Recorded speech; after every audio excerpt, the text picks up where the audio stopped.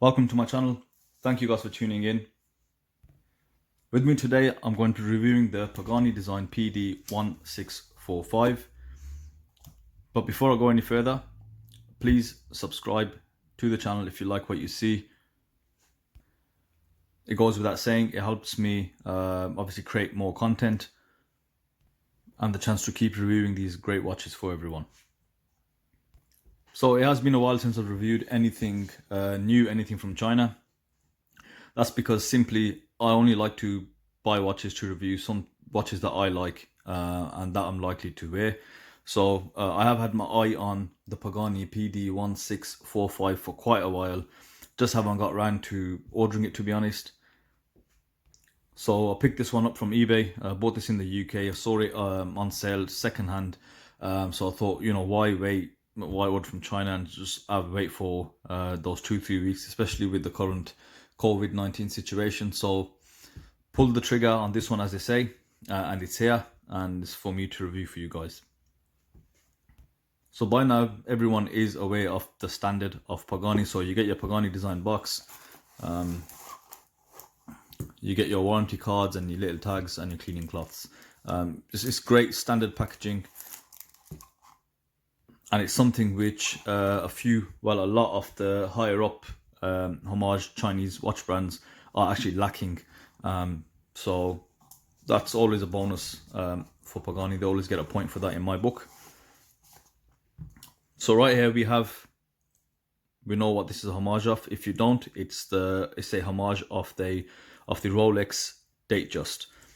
This watch, it caught my eye for a couple of things. Number one, I want to see how they execute it, because it's away from the usual divers that we're used to seeing and the chronographs.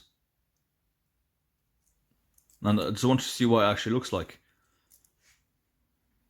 Now, taking it out the box, instantly, I'm not disappointed, I can tell you that.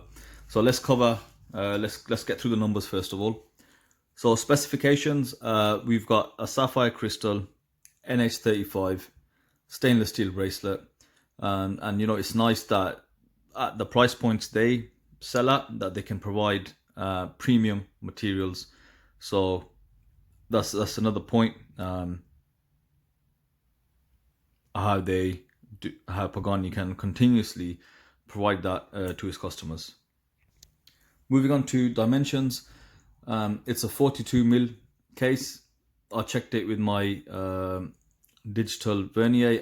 It's actually closer to 41, but the website does say please allow plus or minus 1mm for dimensions.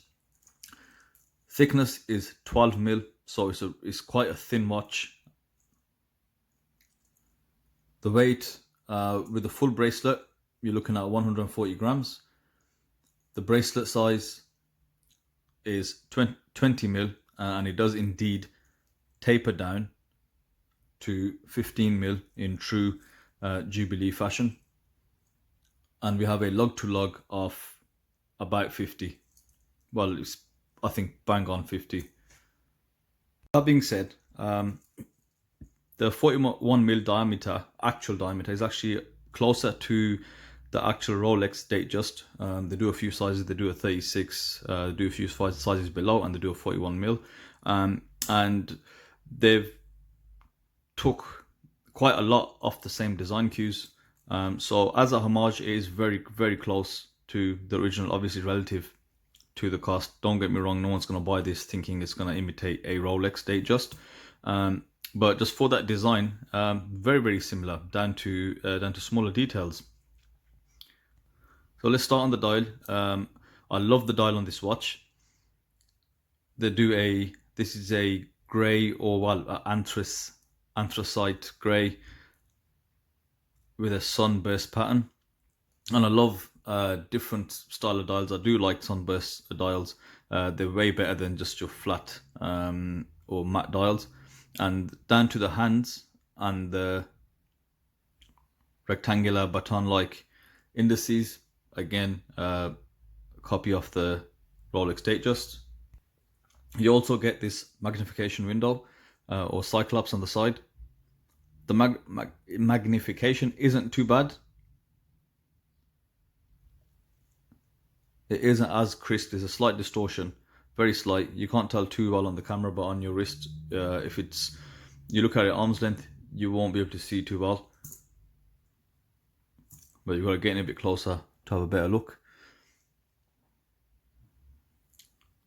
There's no chapter ring because you've got your minute markers and minute track all around the dial. The printing on the dial is crisp, clear, and you know, for the money, they do a lot for the money, to be honest, with Pagani Design.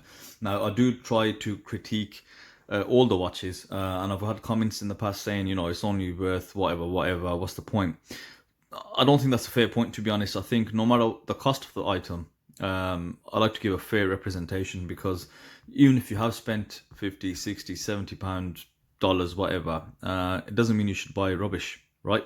So also the value of money is subjective. What's, you know, 60 quid to you might be nothing, but to somebody it actually might be something. So and that was, like, I found on a lot of other reviews, I found that because they're affiliated with certain brands or they're getting something from there, every watch, you know, reviewed was amazing.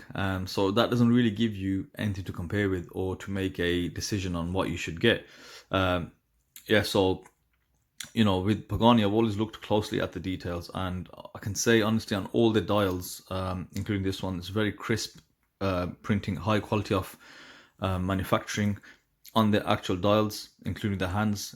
This watch does not tell you how, you know, the price. It doesn't, you know, make it look cheap at all. Let's go on to obviously the fluted bezel. I was really interested in actually taking a look at this, because this requires obviously a higher skill of manufacturing. So just to look at the fluted bezel, you know, there's no rough edges. It has been executed pretty well. Yeah, no rough edges.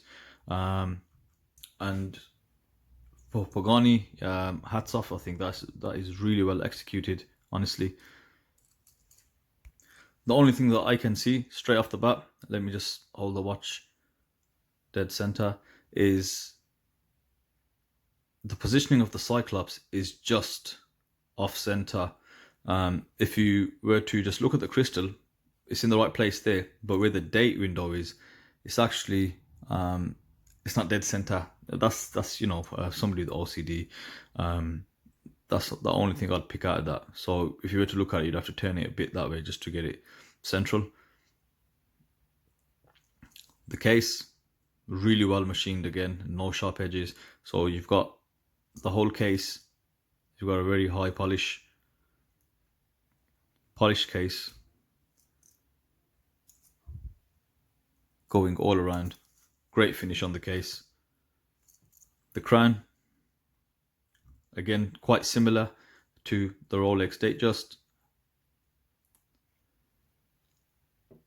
Comes with a Pagani logo. So it's a signed crown, which they do across all of it, and I love that standardization about from Pagani. So comparing it to the more expensive brands like Proxima, Heimdallr, and San Martin. I don't know too much about San Martin. I've only seen pictures. I actually have not owned a San Martin. They are missing this standard working, you know, progress. So the process, sorry, they're missing this standardized work. So, you know, you'll have upgrades to watches where the crown's signed on some, the crown isn't signed. You've got differences in case back design. You've got slight differences on the designs, but Pagani has stuck to these standards, which when you buy a Pagani, you know what it's going to be. You know what the packaging is going to be, number one. You know it's going to have, you know, a signed crown. It's going to have this. It's going to have that. You know the logos are going to be. So that's from manufacturing and even a customer sort of perspective, commercial perspective. That's really good. It's all bonuses. So you've got to respect that when it comes to Pagani. Moving on to case back.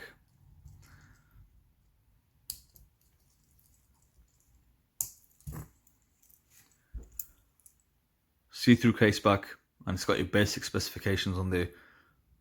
100 meters water resistance, stainless steel, Pagani design, and around the side of the case back you've got the actual model, which is PD1645 stamped. NH35 movement. Now, I'm coming across rumors of people saying that the movements are cloned. At the moment, that's all what they are rumors. I mean, I wouldn't put it past China, of course. I wouldn't put it past them. But again, that's all they are, rumors at the moment, unless we get some confirmation. So the crown action's nice. Clicks out for the date.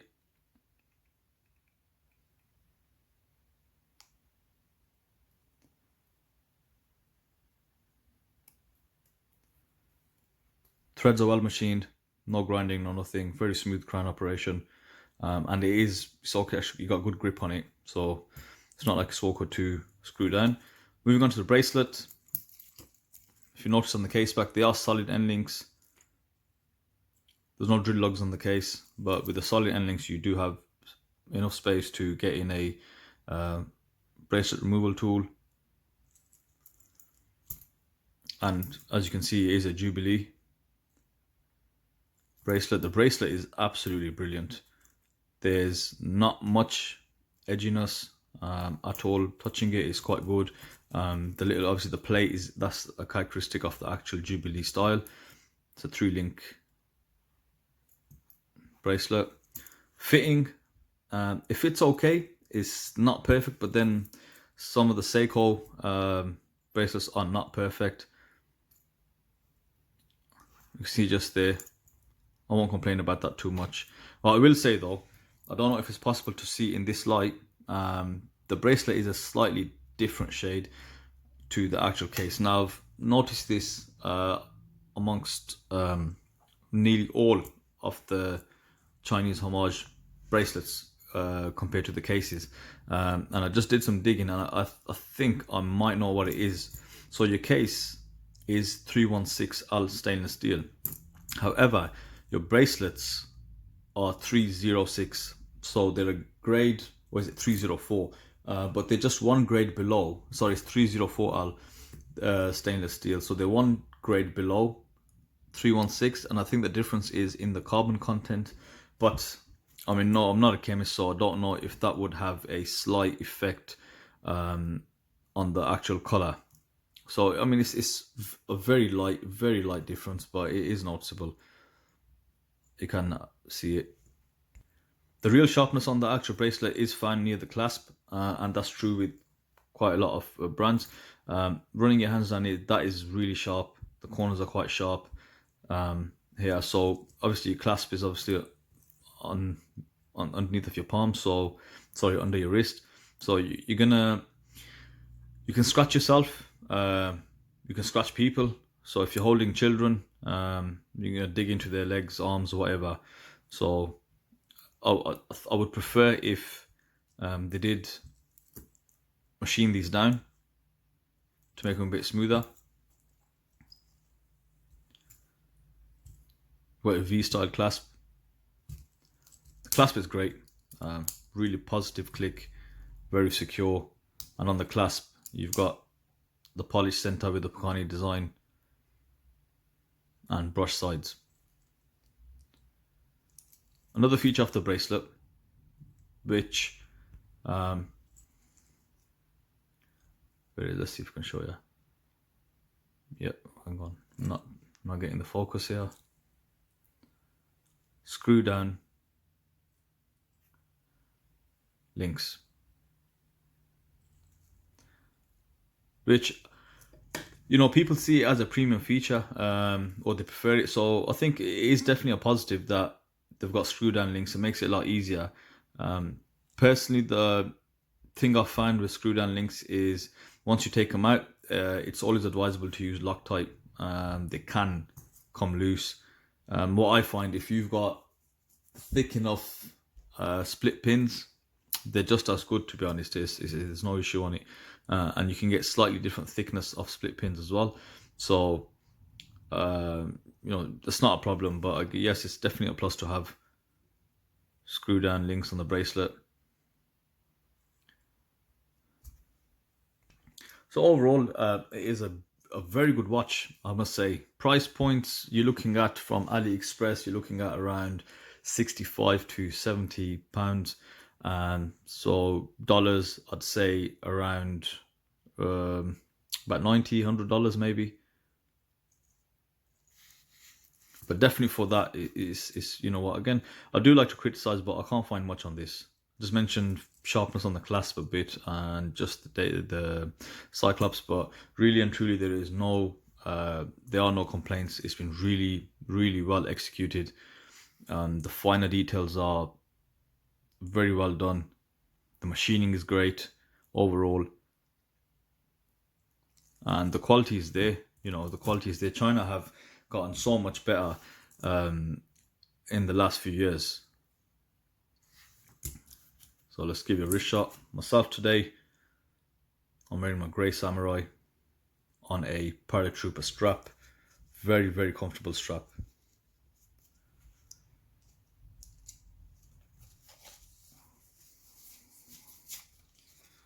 Let's put you down there.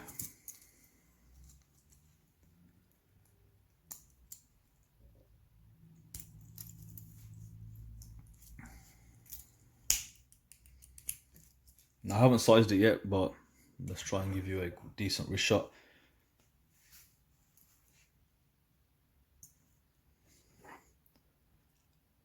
My wrist size for reference is 6.5 inches, and it's a good fit on the wrist. And I've mentioned previously, it's really and truly, it's about the lug to lug distance. Anything around 50 and below will fit the smaller wrists, no problem. Things that kind of go over 50, then you start getting a bit of overhang on the wrist, but it does look good. I think the color as well, the color increases that wearability. So it's a sporty smartwatch that you can pull off with shirts. You can pull off obviously with your sportier casual clothes. Very nice. The weight on the wrist feels great as well. Now, before we go into the Lume, let's talk about. I want to talk about the color options you get. So you get basically 4 different colorway options. You've got 3 in the silver stainless steel case, and you'll have this grey dial. You've got a sunburst blue and a sunburst silver, which is going to be just a lot lighter than this. You also get a gold 2-tone version. So the case is, I believe, is it the case is gold? I know there's 2-tone on the bracelet. I think the case is silver. I can't really remember now. I'm trying to picture it. But anyway, you've got a gold dial, gold hands. Yeah, 2-tone gold. So let's have a look at the Lume. Yeah, unfortunately, there we go. Because I'm in a room with some natural light, so I can't really show you a full pitch black Lume shot. But what I will say is it's probably the best Pagani Lume I've seen so far. That's one thing that Pagani can't seem to get right. As I was saying, so on nearly every model that I've seen of Pagani, the Lume is poor on the dials. It's quite dull, to be fair. And I'm thinking, well, if they can do all this that I've spoken about, then surely they can make the Lume a lot better. But this watch does have quite decent Lume compared to the rest. Having said that, I did give it a quick blast with the UV just to get it out. So that might give it an extra charge, obviously. But compared to Seiko's, obviously they're no match.